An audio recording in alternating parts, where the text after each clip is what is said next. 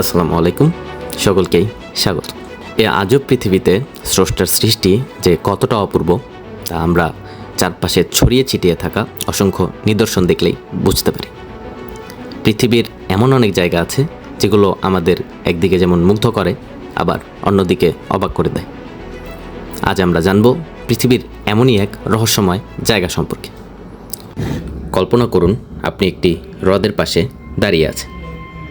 হ্রদের ধারে একটি পাখি বসে থাকতে দেখতে পেলেন। তার কোনো বাস্তবিক নড়াচড়া বা প্রতিক্রিয়া নেই। কৌতূহলী হয়ে যখন আপনি এগিয়ে গেলেন, তখনই বোঝা গেল এটা কোনো জীবন্ত পাখি নয়, বরং পাথরের মূর্তির মতো শক্ত হয়ে আছে। শুনতে অবাক লাগছে নিশ্চয়ই। অবাক লাগলেও পৃথিবীতে সত্যি এমন এক হ্রদ রয়েছে। এই রহস্যময় হ্রদের নাম লেক নেট্রন।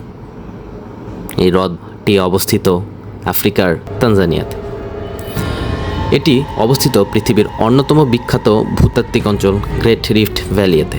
এই লেকের কাছেই রয়েছে অদ্ভুত এক আগ্নেয়গিরি, যার নাম অল ডাইনো লেন্স। এই আগ্নেয়গিরিটির পৃথিবীর সবচেয়ে অভূতপূর্ব আগ্নেয়গিরির একটি, কারণ এটি সাধারণ কোনো লাভা নির্গত করে না। এটি থেকে নির্গত হয় কার্বনেট লাভা। এই লাভা এবং আগ্নেয়গিরির ছায়ের খনিজ পদার্থ ধীরে ধীরে বৃষ্টির পানির মাধ্যমে এসে মিশে যায় লেক নেট্রনের পানিতে। ফলে লেকের পানি হয়ে ওঠে অত্যন্ত ক্ষারীয় ও লবণাক্ত।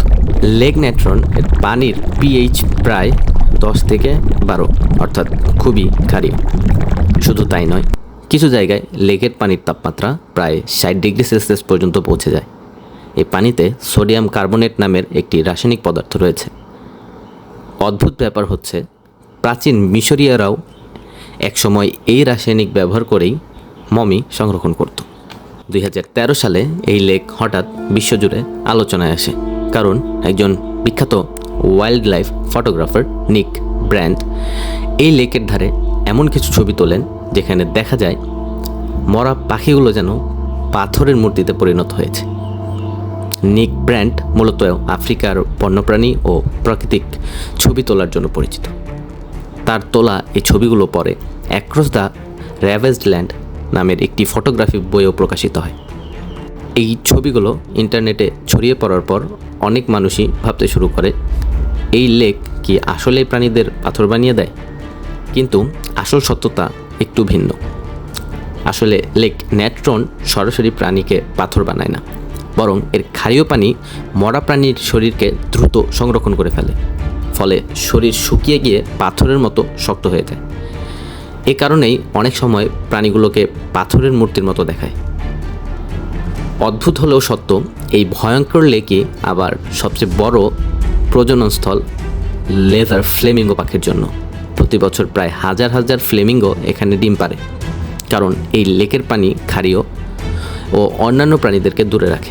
ফলে এটি তাদের জন্য নিরাপদ জায়গা হয়ে উঠেছে।